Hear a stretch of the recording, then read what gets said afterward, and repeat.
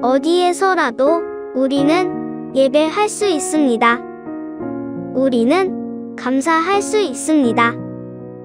우리는 기도할 수 있습니다. 우리는 승리할 수 있습니다. 왜냐고요? 어디서라도 하나님이 우리와 함께 하시기 때문입니다. 지난 시간 하나님은 우리가 어디에 있든지 늘 함께 하셨습니다. 코로나로 인해 함께 모이지 못했던 우리. 그렇게 우리는 떨어져 있었습니다. 하지만 우리는 여전히 주 안에 하나로 엮어져 있습니다. 지금도 우리는 어려운 시간을 보내고 있습니다. 그러나 어디서든 우리는 감사할 수 있습니다. 여러분, 그렇죠? 힘내세요. 나는 하나님을 예배하는 예배자입니다. 내가 서 있는 곳 어디서나 하나님을 예배합니다. 내 영혼 거룩한 은혜를 향하여 내 마음 완전한 하나님 향하여 이곳에서 바로 이 시간 하나님을 예배합니다.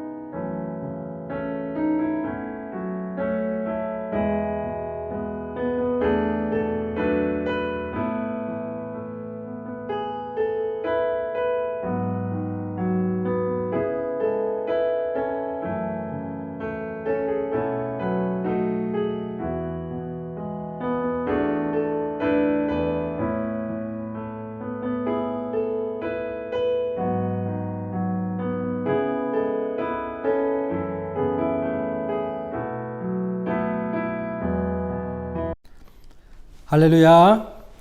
2월 첫 주일 예배 하나님께 드리기 위해서 한자리에 모이신 우리 개부터 한인교회 모든 성도들 주님의 이름으로 환영하고 축복합니다. 오늘 우리가 이렇게 하나님을 예배할 수 있도록 우리에게 건강 주시고 또 믿음 주시고 또 예배의 자리로 인도해 주신 하나님께 감사와 영광을 돌립니다. 어느새 2월이 되었죠. 이번 주에는 특별히 또 설 명절이 끼어 있는 한 주간입니다. 한국에 있는 부모님들 또 가족들과 연락해서 또 안부 전하고 또 인사 나누면서 좋은 명절 보내실 수 있기를 바랍니다. 설 명절은 음력으로 하면 또 새해입니다. 올 한 해 새해 여러분 가정에 하나님의 은혜와 축복이 가득 넘치시기를 주님의 이름으로 축원합니다. 자, 우리가 오랜 기간의 락다운으로 지쳐 있습니다. 그러나 오늘 예배하는 가운데 하나님께서 지쳐있는 우리에게 또 새 힘 주시기를 소원합니다. 여러분, 우리가 하나님이 어떤 분인가에 대한 믿음이 참으로 중요합니다. 그 독일의 종교개혁자였던 루터가 어느 날 모든 의욕을 잃어버리고 의기소침해 있었습니다. 그리고 좀처럼 탈진이 회복되지 않았습니다. 그런데 어느 날 루터가 외출했다가 집에 돌아와 보니 부인인 그 폰 보라 여사가 상복을 입고 있는 것이었습니다. 깜짝 놀라서 루터가 묻습니다. 여보, 어떻게 된 거요? 부인이 말을 합니다. 루터의 하나님은 죽었어요. 아니 도대체 무슨 소리를 하는 거요? 여보, 하나님이 살아계시다면 당신이 그토록 오랫동안 침울하게 있을 수 없어요. 당신이 그토록 힘이 빠져 일어서지 못하는 것을 보니 당신의 하나님은 죽은 게 틀림없는 것 같아요. 이 말을 들은 루터는 정신이 바짝 들면서 벌떡 일어섰다고 합니다. 신앙생활에 있어서 어떤 하나님을 믿느냐 하는 것은 대단히 중요합니다. 오늘 예배하는 가운데 살아계신 하나님을 만남으로 여러분의 삶에 힘이 회복되기를 주님의 이름으로 축원합니다. 자, 옆에 앉은 가족들과 이렇게 인사할까요? 힘을 내세요. 하나님은 살아계십니다. 시작. 힘을 내세요. 하나님은 살아계십니다. 아멘. 자, 우리 살아계신 하나님께 우리 이 시간 다 자리에서 일어나서 하나님 예배 드리도록 하겠습니다. 예배를 시작하기 전에 우리가 먼저 함께 합심해서 잠깐 기도했으면 좋겠습니다. 먼저 하나님의 구원의 은혜에 대해 감사하시고 지금까지 우리를 건강하게 지켜주신 것, 우리 가정을 또 여기까지 선하게 인도해 주신 것, 또 우리 이웃들을 또 지켜주신 것 하나님 앞에 감사했으면 좋겠습니다. 그리고 또 한 주간 우리의 삶을 돌아보면서 또 말씀대로 살지 못한 부분들, 또 우리의 정과 욕심을 따라 살았던 또 하나님 믿음 없었던 모습들 하나님 앞에 회개하고 자복하는 시간이 됐으면 좋겠습니다. 또 오늘 예배하는 가운데 성삼위 하나님께서 우리 예배 가운데 함께 하시고 또 사모하는 10년 가운데 말씀의 은혜를 풍성히 주시도록 또 설교하는 저를 위해서 기도해 주시고 또 기도하는 분, 또 우리 예배 가운데 나온 모든 성도들이 또 예배를 통해서 하나님의 큰 은혜와 또 하나님과의 귀한 만남을 경험하는 복된 시간 될 수 있도록 우리 시간에 잠깐 합심해서 기도하겠습니다. 사랑과 은혜가 풍성하신 아버지 하나님 감사합니다. 오늘도 하나님의 큰 은혜를 힘입어 또 건강하게 믿음으로 주님 앞에 나와 하나님을 예배할 수 있게 됨을 감사합니다. 하나님, 죄로 말미암아 죽었던 우리를 십자가 보혈의 은혜로 살려주시고 소망 없이 살아가던 저희들에게 하늘의 산 소망을 허락해 주시고 이제는 이 세상에 죄를 따라 살지 않고 또 이 세상에 가치를 따라 살지 않고 하나님 나라의 영원한 나라와 영원한 하나님의 축복을 바라보며 살아가게 하심을 감사합니다. 하나님이 우리 힘되시고 능력 되시기에 삶의 현장이 녹록하지 않을 때라도 항상 우리가 하나님께 소망을 두고 주님을 바라보며 믿음으로 살아가는 저희들 되게 하여 주옵소서. 예배로 나아가는 저희들의 모습 가운데 또 부끄러운 모습들이 많습니다. 말씀 따라 살지 못했던 불순종의 모습들 하나님 용서해 주시고 또 육체의 정욕과 욕심을 따라 살았던 우리를 주님 용서해 주시고 또 사랑하고 용서하라 하신 하나님의 말씀에 순종하지 못해서 또 가정을 잘 지도하고 자녀들을 양육해야 되는데 말씀의 원리를 붙들지 못하고 인간적인 감정과 또 아버지 하나님의 인간적인 그런 아버지 하나님의 욕심 때문에 또 우리가 아버지 하나님의 가정을 잘 인도하지 못한 부분도 하나님 용서해 주시고 이 시간 말씀을 통해서 하나님을 깊이 만나고 또 십자가 보혈의 은혜를 의지하고 주님 앞에 나아가서 또 하나님 우리 연약함을 내려놓고 하나님 앞에 또 감사함으로 예배하는 복된 시간 되게 해주시고 예배할 때 하나님의 충만하신 은혜와 축복이 임하는 복된 시간 되게 하여 주시옵소서. 함께 하실 것을 믿사옵고 예수님의 이름으로 축복하며 기도합니다. 아멘. 자, 이제 우리가 예배하는 하나님께 사도신경으로 신앙 고백 드리겠습니다. 나는 전능하신 아버지 하나님 천지의 창조주를 믿습니다. 나는 그의 유일하신 아들 우리 주 예수 그리스도를 믿습니다. 그는 성령으로 잉태되어 동정녀 마리아에게서 나시고 본디오 빌라도에게 고난을 받아 십자가에 못 박혀 죽으시고 장사된 지 사흘 만에 죽은 자 가운데서 다시 살아나셨으며 하늘에 오르시어 전능하신 아버지 하나님 우편에 앉아 계시다가 거기로부터 살아있는 자와 죽은 자를 심판하러 오십니다. 나는 성령을 믿으며 거룩한 공교회와 성도의 교제와 죄를 용서받는 것과 몸의 부활과 영생을 믿습니다. 아멘. 자, 우리 그대로 자리에 서신 채로 찬송가 12장 다 함께 주를 경배하세 하나님께 찬양 드리겠습니다.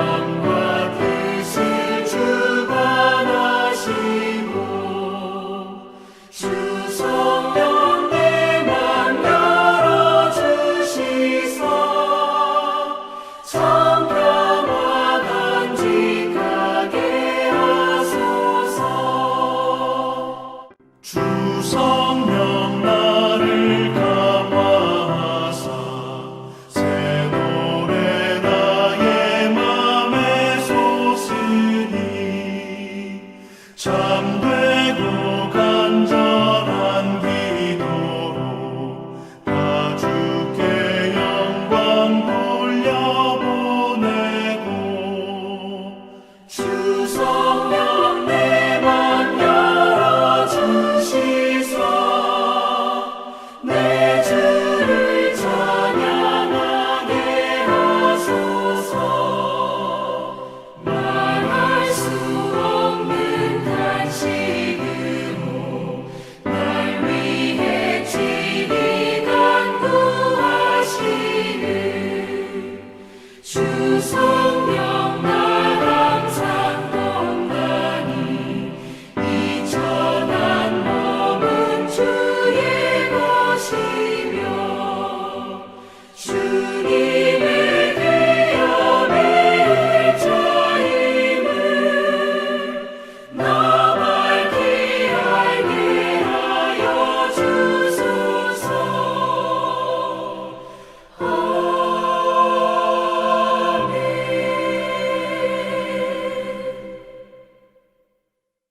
아멘. 이제 다 같이 자리에 앉으셔서 오늘 예배를 위해서 우리 순영기 장로님께서 대표로 기도해 주시겠습니다.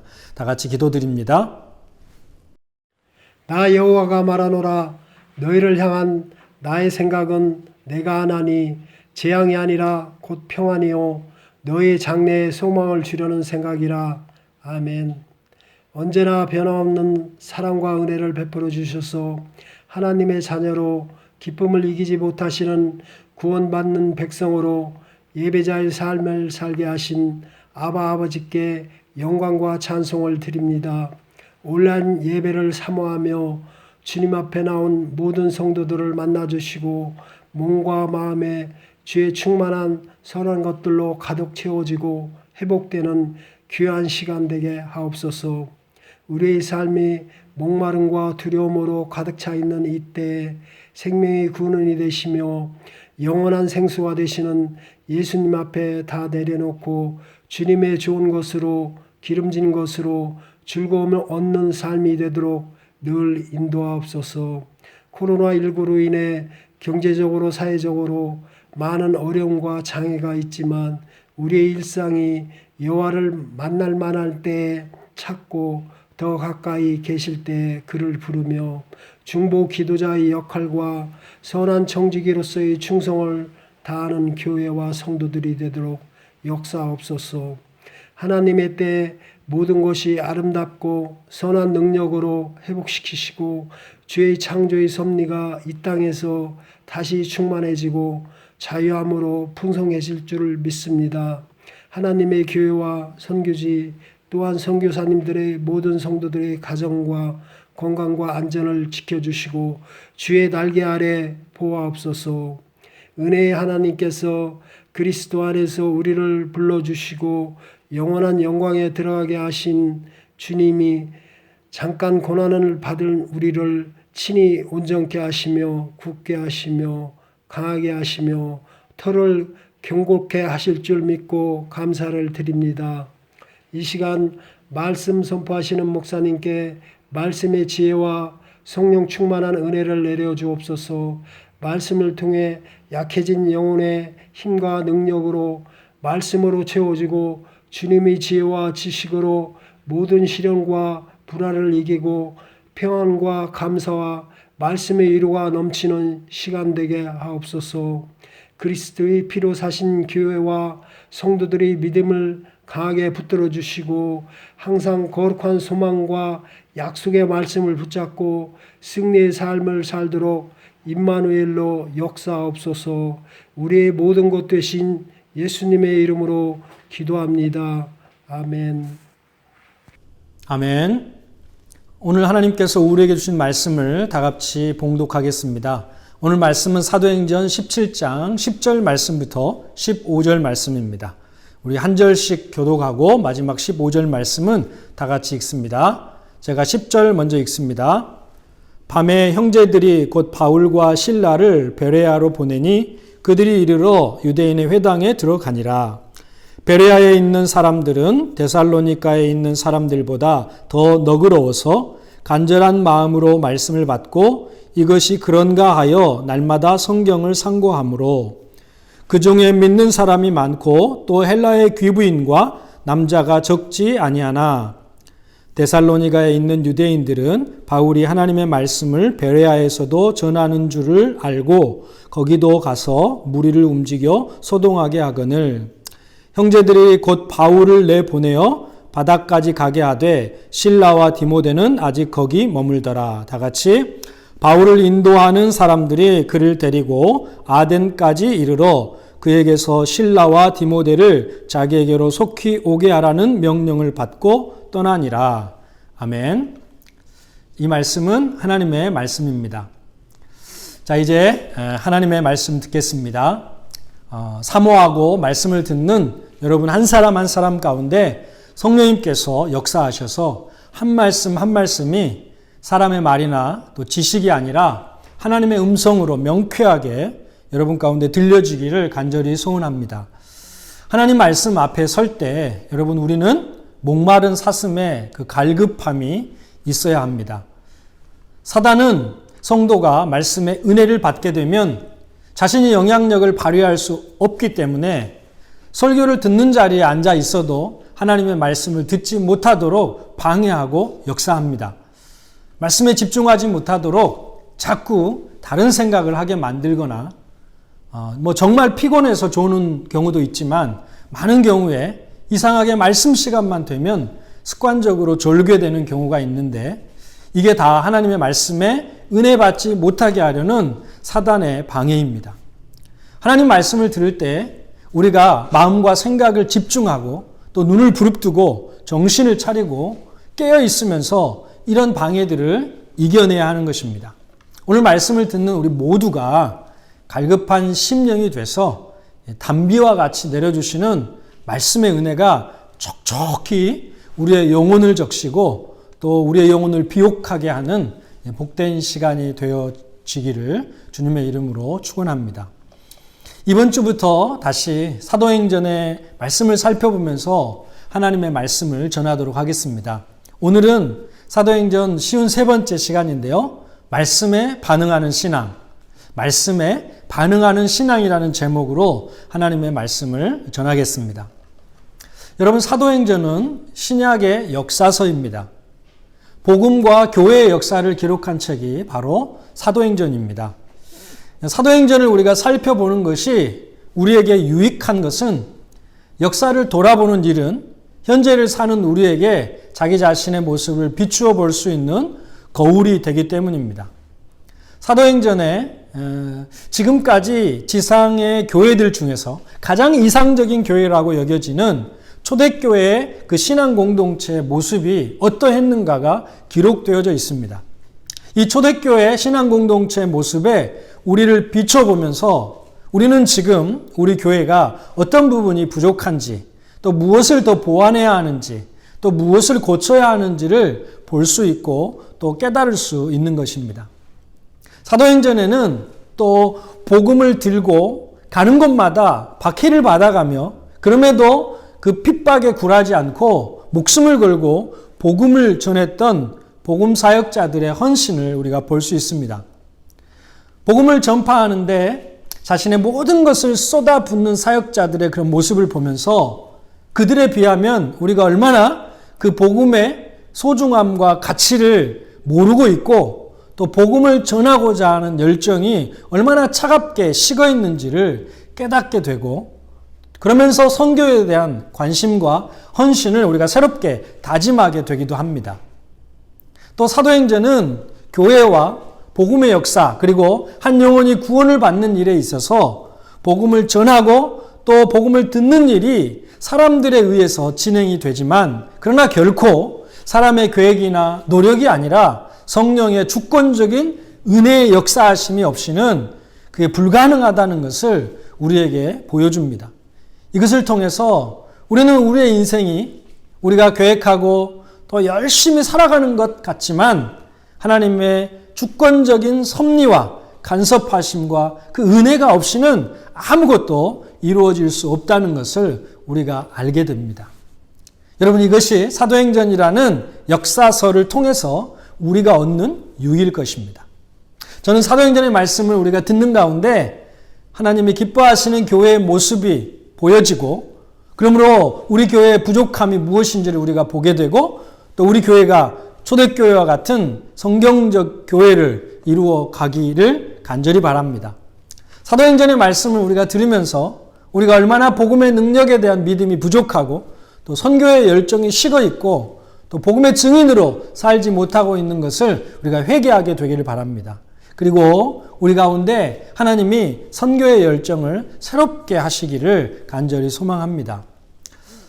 사도행전의 말씀을 들으면서 우리의 인생을 내가 주도하는 인생이 아니라 하나님께서 계획하시고 주도하시고, 나는 하나님의 그 이끄심에 순종하며 따라가면서 하나님이 일으키시는 그 부흥과 기적의 역사들을 체험하게 되는 그 믿음의 체험들이 있게 되기를 간절히 바랍니다. 할렐루야.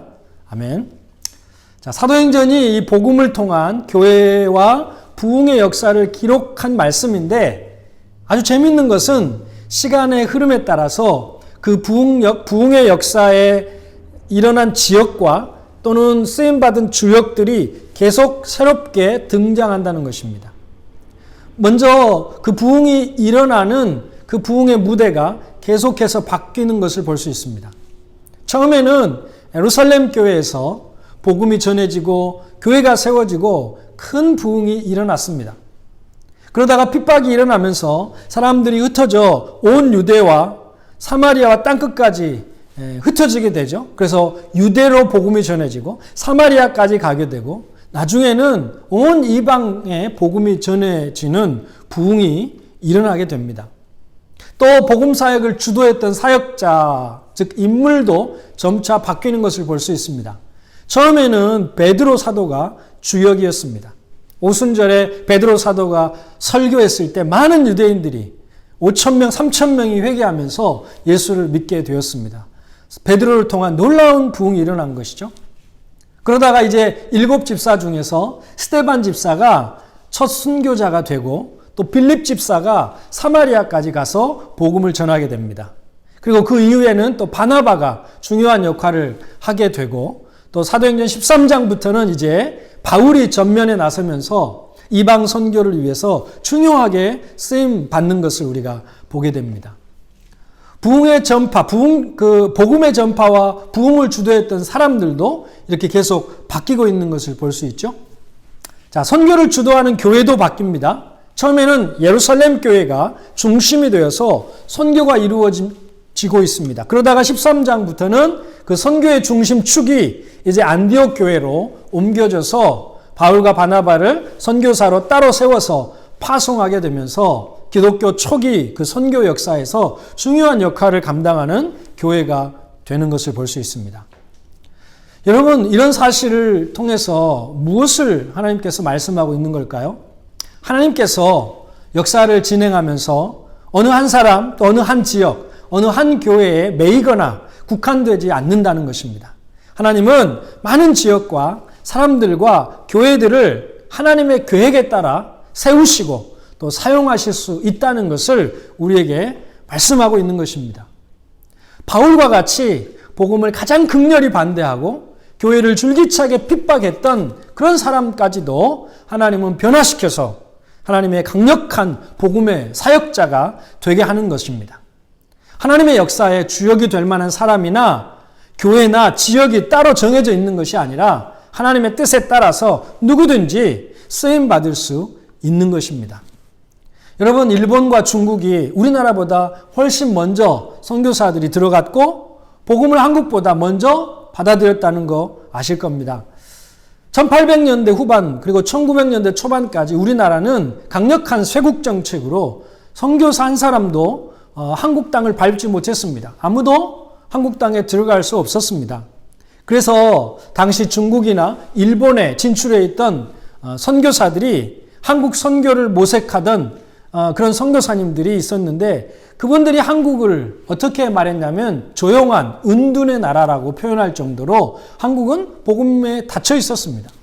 그런데 여러분, 지금 하나님이 세계 선교를 위해서 강력하게 사용하고 계시는 나라는 일본도 아니고 중국도 아니고 쇄국 정책으로 복음을 막았던 바로 그 한국입니다. 놀랍지 않습니까? 하나님 안에서 나중된 자가 먼저 된 것이죠. 여러분, 저는 사도행전의 말씀을 보면서 우리도 얼마든지 하나님께 쓰임받을 수 있다는 비전을 품게 되시기를 바랍니다.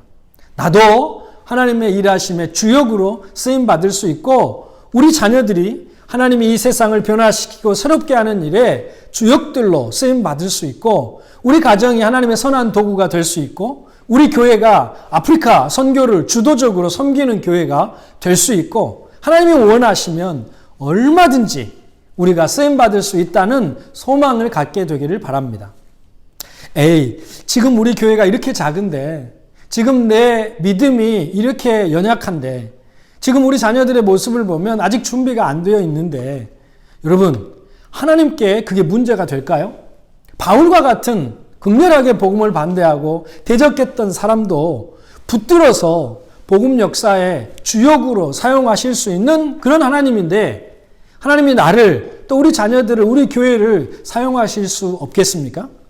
하나님은 얼마든지 우리를 사용하실 수 있고 우리도 얼마든지 하나님의 역사의 주역으로 쓰임받을 수 있다는 믿음을 가질 수 있기를 바랍니다. 여러분, 하나님이 포기하시기 전까지는 내 인생에 포기란 없다. 내 인생의 가장 비관적인 순간에도 여러분 이것을 기억하십시오. 현재 상황을 봐서는 앞으로의 미래가 너무 암담해서 좌절할 수밖에 없는 순간에도 여러분 기억하십시오. 하나님이 포기하시기 전까지는 내 사전에 포기란 없는 것입니다. 여러분, 이런 하나님을 믿습니까? 아멘. 자, 오늘 본문 말씀은 바울이 베레아 지역에 들어가서 했던 선교 활동에 대해서 기록하고 있습니다. 베레아로 바울이 옮겨오기 전에 바울 일행은 데살로니가에서 또 3주간 머물면서 선교를 했습니다. 감사하게도 데살로니가에 많은 선교의 열매가 있었습니다. 17장 4절에 보면 경건한 헬라인의 큰 무리와 적지 않은 귀부인도 고난을 받고 바울과 실라를 따랐다라고 기록하고 있는 것을 볼 수 있습니다. 복음을 듣고 믿게 된 사람이 큰 무리였고 적지 않았다라고 기록하고 있는 것을 볼 때 데살로니가에서는 바울이 예상했던 사람들보다 훨씬 더 많은 사람들이 복음을 받아들인 것으로 보입니다. 바울이 여러분 얼마나 신이 났겠습니까? 오 주님 할렐루야 감사합니다. 이런 감탄사가 저절로 나왔겠죠. 무슨 일이든지 여러분 우리가 자신이 하고 있는 일에 좋은 결과가 따라오면 피곤한지 모르게 되는 것입니다. 무슨 일을 내가 열심히 하느라고 몸은 지치고 피곤할지라도 그 결과가 좋은 결과를 얻게 되면 그로 인한 기쁨이 크기 때문에 그 피곤함을 느끼지 못하게 되는 것입니다. 바울은 많은 결신자를 얻게 되면서 아마도 피곤한지 모르고 데살로니가에서 사역을 했을 것입니다. 그리고 이런 열매들이 계속 나타나니까 당분간은 다른 지역으로 이동하기보다는 데살로니가에서 많은 열매가 맺어지고 있는 이 데살로니가에서 계속 사역을 이어가고 싶었을 것입니다. 그런데 바울의 그런 생각과는 달리 데살로니가에서 계속 머물며 사역하지 못하고 다시 남서쪽 약 80km 떨어진 베레아 지역으로 옮겨갈 수밖에 없게 되어지는 일이 일어납니다. 그것은 바로 유대인들이 바울과 그 일행을 시기해서 이들은 사회 질서를 혼란케 하고 천하를 어지럽히는 사람들이다라고 비난하면서 그들을 위협하고 붙잡아 고발하려고 하는 일이 일어난 것입니다. 그래서 바울은 데살로니가에서 사역이 잘 되고 있었고 많은 열매가 맺어지고 있었음에도 불구하고 계속해서 데살로니가에 머물지 못하고 베레아로 이동하게 된 것입니다. 우리 10절 말씀 함께 보겠습니다. 시작. 밤에 형제들이 곧 바울과 실라를 베레아로 보내니 그들이 이르러 유대인의 회당에 들어가니라. 아멘. 자, 이 말씀 보면 얼마나 상황이 급박했는가 하면 바울과 실라가 계속 데살로니가에 있으면 이제 위험하니까 발각되지 않기 위해서 밤에 데살로니가를 빠져나가서 베레아로 가게 해준 것입니다. 사람들의 눈에 발각되지 않기 위해서 몰래 짐을 싸서 야반 도주를 한 것입니다. 여러분, 이런 모습, 바울의 입장에서 정말 난처한 상황이고 하나님의 일을 하면서 참으로 폼이 안 나는 일 아닙니까? 하나님의 뜻에 따라 복음 사역을 하고 있으니까 별일 없이 평탄하게 어려움 당하지 않고 사역을 하면 좋겠는데, 바울이 선교하면서 이렇게 사역지를 옮기게 되는 그 과정을 보면 바울이 이만하면 됐다, 이곳에서는 충분히 사역을 했다, 이제 옮겨도 되겠다, 이렇게 바울이 생각할 때가 아니라 핍박이라는 그 유대인의 반대에 부딪혀서 어려움을 만나서 어쩔 수 없이 옮겨가게 되는 그런 상황이 계속 이어지는 것을 볼 수 있습니다.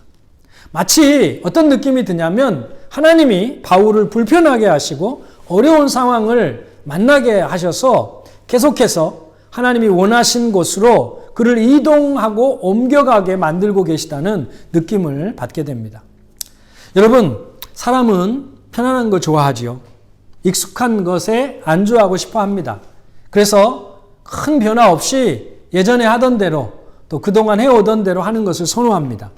삶의 환경이나 익숙한 틀에 변화가 생기는 것을 별로 그렇게 반갑게 또 원치 않는 경우가 많습니다.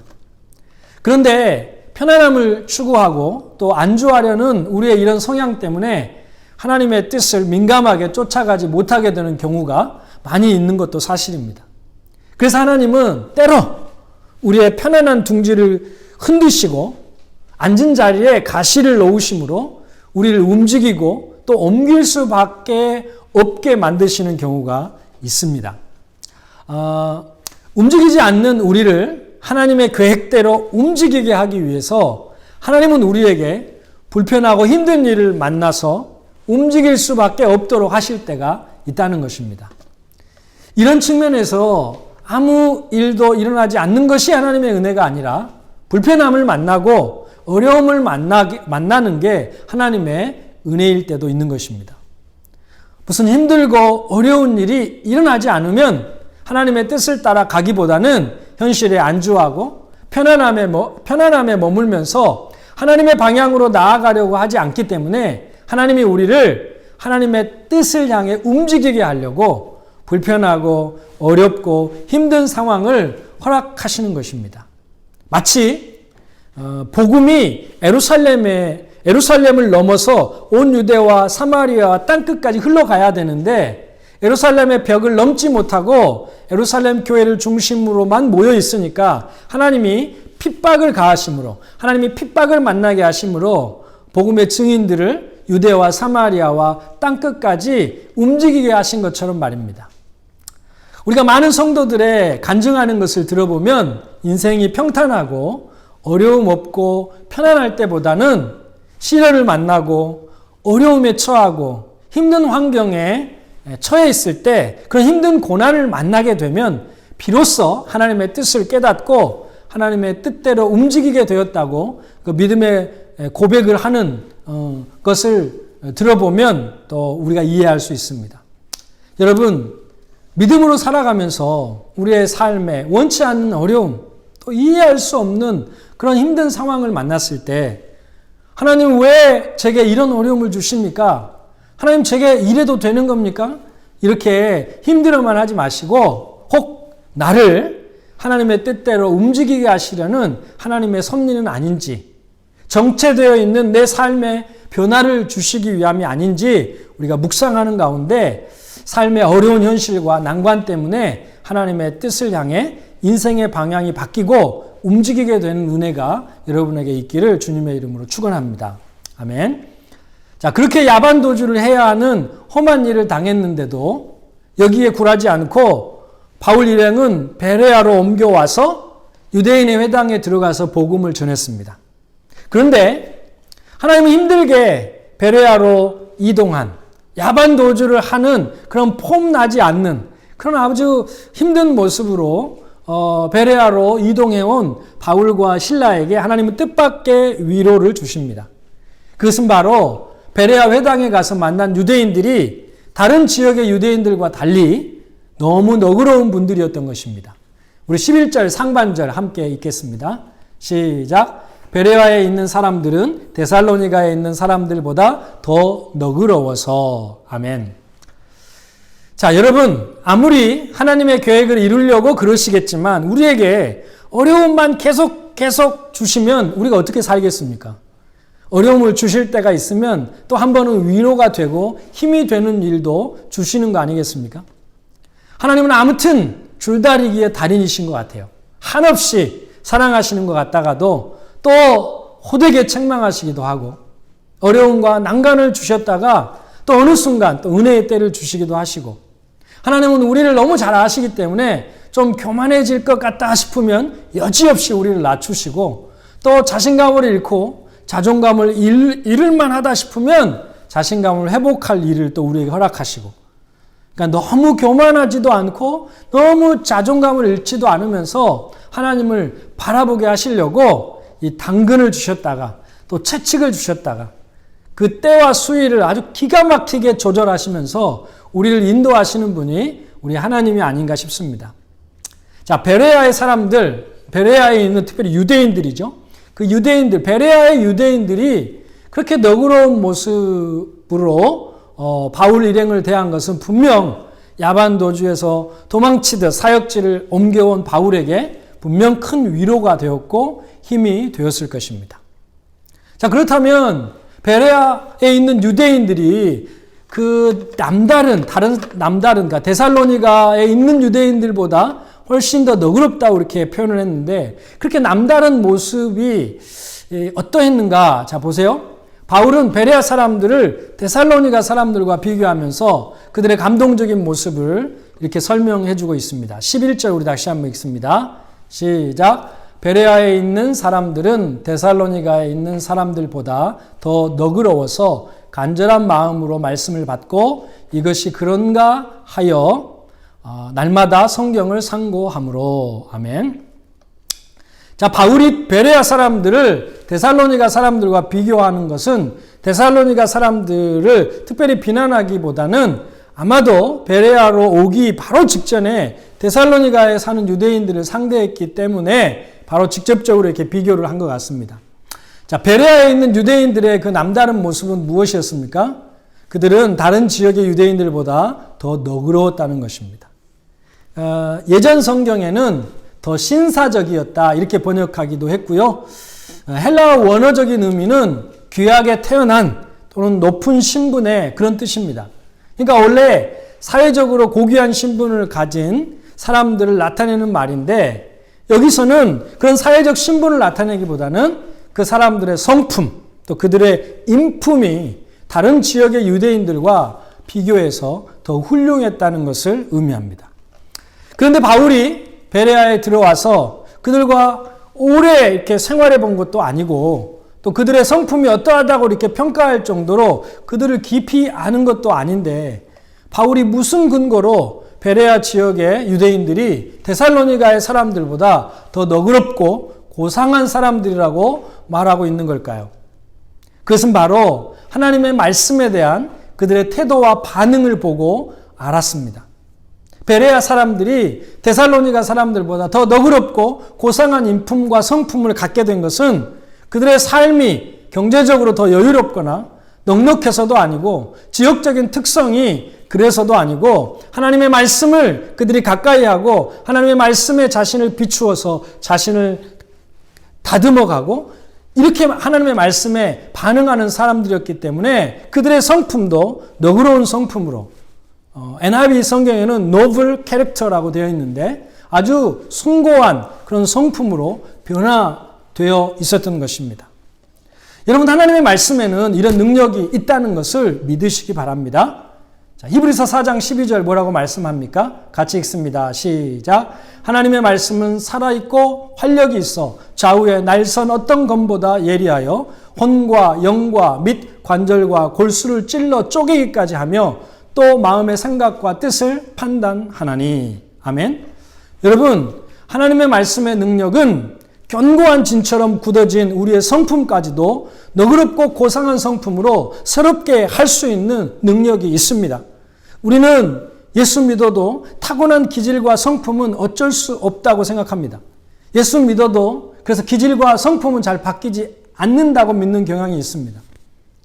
예수 믿어도 천성은 안 바뀌고 안 바뀌니까 그래서 예수 믿어도 그냥 내 기질대로 믿는다 이렇게 생각합니다. 그런데 여러분 그런 믿음은 하나님의 말씀의 능력을 간과하는 믿음입니다. 하나님의 말씀이 우리에게 들려지고 하나님의 말씀이 우리의 심령에 들어와서 역사하면 우리의 타고난 성품도 바뀌고 기질도 바뀔 수 있다는 것을 저는 믿습니다. 내가 말씀을 붙들지 않고 또 말씀에 붙잡히지 않아서 안 바뀌는 것이지 예수 믿어도 안 바뀌는 게 절대 아니라는 것입니다. 얼마나 하나님의 말씀을 붙잡으려고 했고 얼마나 하나님의 말씀에 붙잡혀 살고 있는가에 따라서 우리의 성품의 변화가 열매로 나타나는 것입니다. 여러분 갈라디아서 5장에 보면 성령의 9가지 열매를 소개하고 있죠. 사랑과 기쁨과 화평과 자비와 양선과 온유와 충성과 오래 참음과 절제, 이런 성령의 9가지 열매는 그리스도인의 성품의 변화를 말씀하는 것이거든요. 여러분 하나님께서 우리가 맺을 수 없는 열매를 말씀하신 게 아닙니다. 우리가 하나님의 말씀을 붙잡고 또 그 말씀에 붙잡히면 성령님께서 그 말씀을 통해서 나를 교훈하시고 책망하시고 바르게 하고 의로 교육하셔서 하나님의 사람으로 온전하게 하고 모든 선한 일을 행하기에 온전케 되도록 우리 가운데 역사하시는 것입니다. 할렐루야. 자, 디모데후서 3장 16절로 17절 말씀 같이 읽어봅니다. 시작. 모든 성경은 하나님의 감동으로 된 것으로 교훈과 책망과 바르게 함과 의로 교육하기에 유익하니 이는 하나님의 사람으로 온전하게 하며 모든 선한 일을 행할 능력을 갖추게 하려 함이라. 아멘. 여러분, 이것이 하나님의 말씀의 능력입니다. 우리가 하나님의 말씀을 붙잡고 하나님의 말씀에 붙들림 받은 삶을 살면 하나님의 사람으로 온전해진다고 했습니다. 모든 선한 일을 행할 능력을 갖추게 한다고 했습니다. 우리의 인품과 성품을 변화시키는 것입니다. 하나님의 말씀의 능력이 우리 안에서 성령의 9가지 열매를 풍성하게 맺게 하는 것입니다. 여러분 이것을 믿고 말씀을 붙들려고 하고 말씀에 붙잡히려고 하는 하나님의 사람들 되시기를 주님의 이름으로 축원합니다. 아멘. 자, 베레아 지역 유대인들의 하나님의 말씀에 대한 태도와 반응이 어떠했습니까?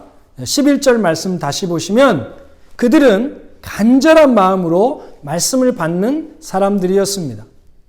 그들은 하나님의 말씀에 대한 간절함을 가지고 말씀을 받았습니다. 마치 스폰지가 물을 흡수하듯이 하나님의 말씀을 받아들이고 그들이 수납한 것입니다. 하나님의 말씀은 절대적인 진리요, 우리의 삶과 신앙의 유일무이한 법칙이기 때문에 말씀을 붙들어야 내가 산다. 말씀에 길이 있고 말씀에 답이 있다. 나는 말씀의 은혜를 받아야 한다는 그런 간절한 마음으로 말씀을 들으니까 하나님이 그 사모하는 심령 위에 말씀이 스며들게 해주신 것입니다. 다른 지역의 유대인들도 여러분 구약 성경을 가지고 있었고 바울의 복음을 들었지만 그들은 자신들이 유대 민족으로서 이방인들보다 우월하다는 선입관과 또 메시아가 정치적으로 자기들을 구원해 줄 것이라고 하는 그런 잘못된 메시아관, 그리고 자기들이 하나님을 이미 너무 잘 알고 있다는 그런 교만으로 인해서 말씀에 대한 간절함을 잃어버렸습니다. 여러분, 저는 여러분이 말씀을 읽을 때마다 또 말씀을 들을 때마다 간절한 마음으로 말씀을 받게 되기를 축원합니다. 그리고 간절하고 절실한 마음으로 말씀을 받는 여러분에게 하나님께서 책망과 바르게 함과 의로 교육하셔서 하나님의 사람으로 온전케 변화시켜 주시는 은혜가 있기를 주님의 이름으로 축복합니다. 아멘. 자, 또한 말씀에 대한 그들의 반응은 이것이 그런가 하여 날마다 성경을 상고했다, 그렇게 이야기합니다. 베레아 유대인들은요, 바울이 복음을 전하면 바울이 전한 그 복음이 성경적으로 맞는 것인지 아닌지 알아보기 위해서 성경을 자세히 살펴보았다는 것입니다. 여러분, 이 사실은 무엇을 말해주는가 하면 베레아 사람들이 자신들의 신앙과 삶의 기준을 항상 성경의 근거를 두고 있었다는 것을 알 수 있습니다. 여러분, 성경을 대하는 자세가 두 가지로 나타납니다. 하나는 자기의 경험과 지식으로 성경의 가르침과 진리를 판단하는 사람이 있습니다. 또 하나는 성경의 진리로 자신의 경험과 지식을 판단받는 사람이 있습니다. 전자의 경우, 즉 자기의 경험과 지식을 근거로 성경의 가르침과 진리를 판단하면서 자기 경험과 자기가 가진 상식과 지식에 맞지 않으면 거부하고 못 받아들이게 되는 경우가 있습니다. 그렇게 되면 아무리 성경을 가지고 있고 여러 번 성경을 읽고 또 성경을 공부한다 할지라도 그 진리의 말씀이 그 영혼에 스며들지 못하기 때문에 결코 그를 바꿀 수 없습니다. 여러분, 이것이 반대해야 됩니다. 성경의 진리를 가지고 나의 경험과 나의 지식 그리고 나의 이론이 판단을 받아야 됩니다. 이것이 그런가 하여 날마다 확인하고 공부하고 연구해 보아야 합니다. 성경의 가르침과 성경의 진리의 기준을 가지고 내 경험과 지식이 판단받는 것입니다. 이렇게 하나님의 말씀을 우리의 삶과 신앙의 기준으로 날마다 우리가 붙잡으려고 하면 감사하게도 그때부터 하나님의 말씀이 내 영혼을 붙잡아 주시는 역사가 나타나게 됩니다. 날마다 하나님의 말씀을 가까이 하고 읽고 묵상하고 배우면 하나님의 말씀이 내 마음을 지켜주시고 내 삶을 인도해 주시고 내 생각을 세워주시고 내 입술의 말을 변화시켜 주시고 그래서 우리가 말씀에 붙잡힌 사람이 되는 것입니다. 할렐루야. 자, 말씀을 마치겠습니다. 사랑하는 우리 캐피타운 한인교회 성도들 모두 베레아 사람들처럼 너그러운 성품으로 변화되기를 축원합니다. 우리의 변화는 하나님의 말씀에 대한 태도와 반응에 따라 이루어질 것입니다. 하나님의 말씀을 간절한 마음으로 받으셔야 합니다. 나는 말씀을 붙들어야 산다는 절실함으로 하나님의 말씀을 대하십시오. 그리고 우리의 삶과 신앙의 근거를 철저하게 말씀에 두셔야 합니다. 자신의 생각이나 경험이나 지식도 말씀으로 정말 그것이 옳은가 판단하면서 말씀에 붙잡힌 믿음의 사람이 되시기를 바랍니다. 그래서 하나님의 살아있는 말씀이 우리의 삶에 실제적인 능력이 되기를 주님의 이름으로 간절히 축원합니다. 아멘. 기도하겠습니다. 사랑과 은혜가 풍성하신 아버지 하나님 감사합니다. 오늘도 우리가 하나님의 말씀 앞에 서서 주의 음성을 들을 수 있도록 우리의 영적인 귀를 열어주시니 감사합니다. 사도행전이라고 하는 역사서를 통해서 우리가 하나님 우리를 비추어 보면서 우리 교회를 비추어 보면서 우리 가정을 비추어 보면서 하나님이 기뻐하시는 모습으로 세워지고 변화되는 역사가 있게 하여 주시옵소서. 베레아의 사람들이 너그러운 성품으로 또 변화되고 또 바울의 일행을 위로했던 것처럼 하나님 우리가 예수 믿으면서 우리가 가지고 있는 근본적인 성품까지 변화될 수 있는 길은 온전히 하나님의 말씀의 능력 가운데 있는 줄 믿습니다. 우리가 부지런히 말씀을 붙들고 또 그 말씀이 우리의 삶을 붙들어 줌으로 말미암아 천성까지 변화되어져서 정말 성령의 아름다운 성품의 열매가 우리 가운데 드러나게 되고 또 하나님께서 영광을 받으시는 복된 삶을 살도록 인도하시고 축복하여 주시옵소서. 감사드리며 예수님의 이름으로 기도드리옵나이다. 아멘. 아멘. 자, 이제 말씀 생각하시면서 찬송가 200장 달고 오묘한 그 말씀 찬송 부르시면서 준비하신 예물 하나님께 드리겠습니다.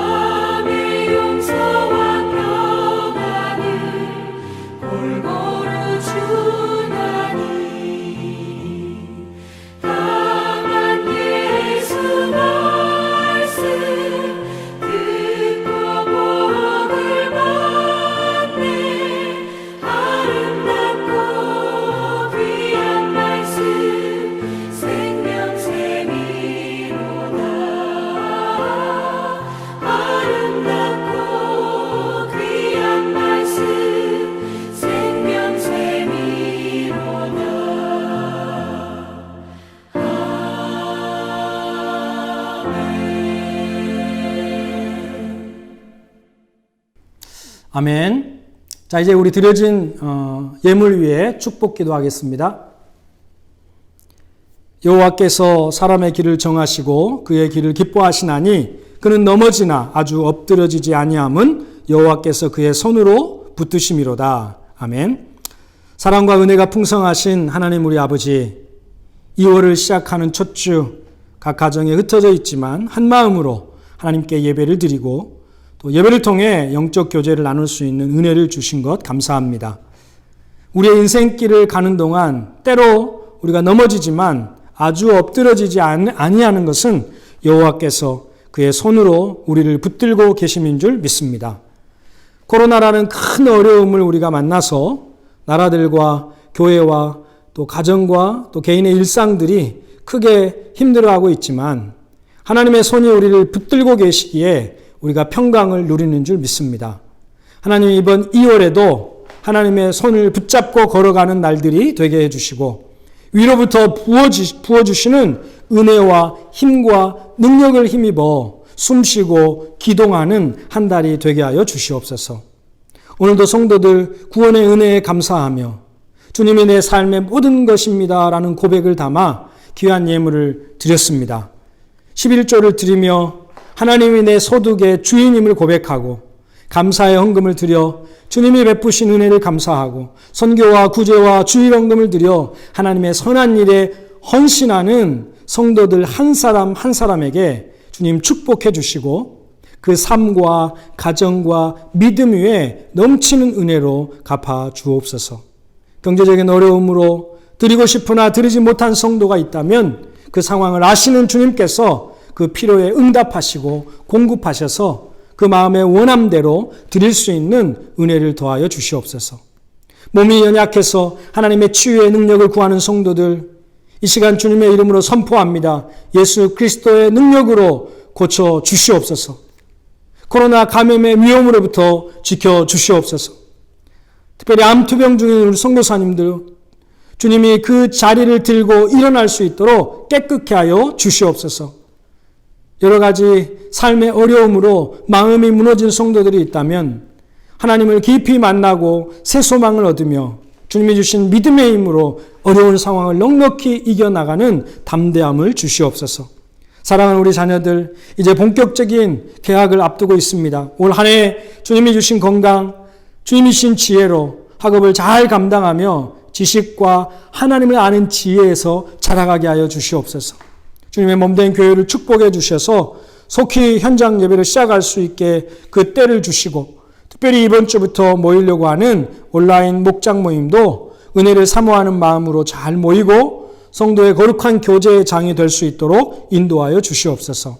목장원들이 목장장들의 인도와 리더십을 존중하고 잘 순종해서 은혜롭고 질서 있는 목장이 돼서 하나님이 기뻐하시는 만남들이 될 수 있게 하여 주시옵소서. 감사드리며 예수님의 이름으로 축복하며 기도하옵나이다.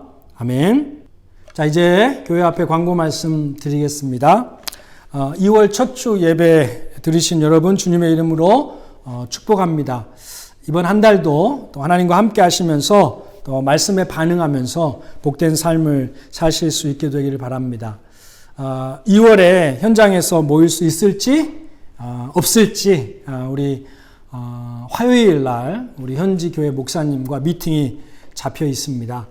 지금 현재는 이제 실내에서 50명 제한이 되어 있는데 이 제한이 100명까지 확대돼서 우리 교회가 함께 모여서 예배할 수 있는 날이 속히 오기를 기도하고 있습니다. 여러분들 함께 기도해 주시고 이제 이런 제한이 풀려서 현장에서 모일 수 있게 되면 교회 앞에 광고하고 또 함께 모이도록 하겠습니다. 이번 주부터 또 목장 모임을 시작하려고 합니다. 현장에서 모이지 못하기 때문에 우선은 또 줌이라고 하는 화상 채팅을 통해서 온라인으로 모이게 됩니다. 무엇보다 우리 목장 지체들이 또 사모하는 마음을 가지고 적극적으로 또 함께 해주시고 또 어색하지만 또 우리 함께 노력해서 또 귀한 만남이 될 수 있도록 또 함께 힘써 주시면 감사하겠습니다. 제가 지난 주일날 우리 목장장님들과 함께 예비 모임을 해봤는데 생각보다 줌으로 이렇게 모임을 갖는 것이 그렇게 어렵지 않았고 생각보다 이렇게 나눔을 하거나 또 기도하는 것도 생각보다 좋았습니다. 그래서 여러분 기대하시고 이번 주부터 목장별로 모이시고요. 특별히 이제 목장 모임에 성경 공부하는 교재를 제가 정했었는데 다시 생각해 보니까 이렇게 온라인으로 교재를 공부한다는 것이 쉽지 않아서 온라인으로 모일 때는 우리가 주일날 들었던 설교 말씀을 이렇게 함께 쉐어링하는 것으로 그렇게 목장 모임을 하려고 합니다. 그래서 우리 성도들은 주일날 또 말씀을 들으면서 좀 기록하시고 메모하시면서 하나님께서 내게 특별히 은혜를 주셨던 부분이나 또는 내 삶에 구체적으로 적용해서 하나님께서 깨닫게 하신 부분들 이런 것들을 또 묵상하고 한 주간 이렇게 적으시면서 준비하셨다가 또 목장 모임에서 함께 은혜를 나눴으면 좋겠습니다. 이것이 유익한 것은 또 말씀을 들으면서 미처 내가 깨닫지 못하고 또 생각하지 못하고 또 우리가 적용하지 못했던 부분들을 우리 다른 성도님들을 통해서 또 함께 더 알아가고 또 더 깊은 또 은혜를 받을 수 있기 때문에 아주 유익하다고 생각합니다.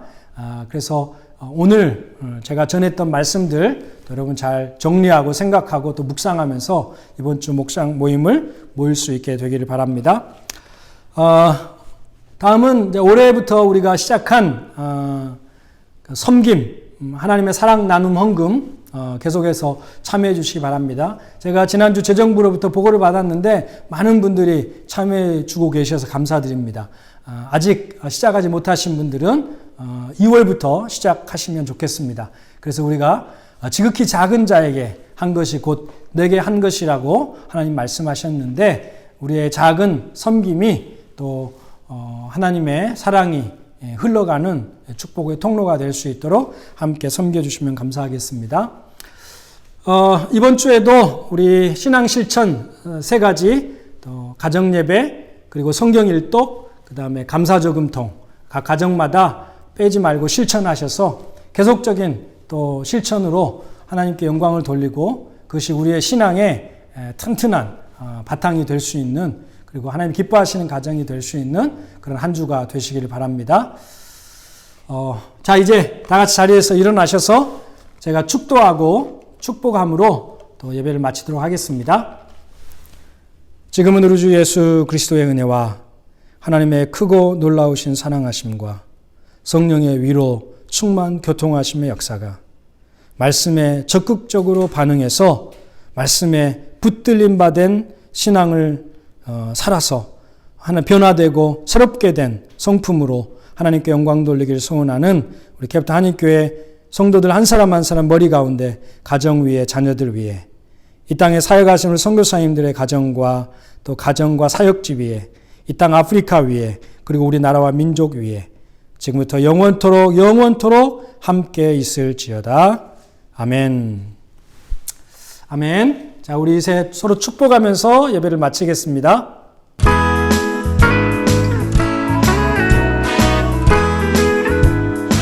축복합니다. 축복합니다. 주님의 이름으로 축복합니다. 축복합니다. 주님의 사랑으로 이곳에 모인 주의 거룩한 자녀에게 주님의 기쁨과 주님의 사랑이 충만하게 넘치기를. God bless you. God bless you. God bless you. 서로를 보면서 bless you. 축복합니다. 축복합니다. 주님의 사랑으로. 예배를 마쳤습니다. 설 명절 또 가족들과 함께 행복하게 지내시고 한국 가족들과 또 연락 주고받으시면서 또 교제하시고 또 이번 한 주간도 또 하나님 말씀 따라 승리하는 삶을 사시기를 바랍니다. 감사합니다.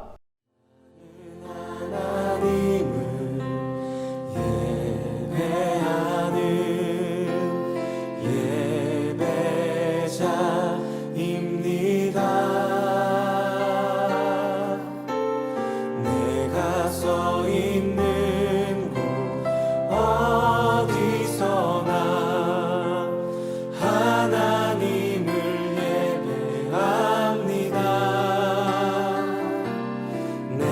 영원